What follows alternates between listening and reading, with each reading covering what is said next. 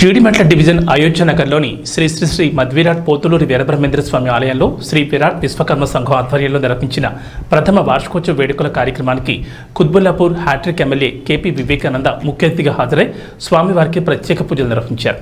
ఈ కార్యక్రమంలో బీఆర్ఎస్ నాయకులు నదీం రాయ్, యేసు, శ్రీ విరాట్ విశ్వకర్మ సంఘం అధ్యక్షులు బ్రహ్మయ్యచారి, గౌరవ అధ్యక్షులు కృష్ణాచారి, నారాయణచారి, బాబుచారి, ప్రధాన కార్యదర్శి రమేష్ చారి, కోశాధికారి ఆంజనేయుల్ చారి, సంఘం సభ్యులు తదితరులు పాల్గొన్నారు.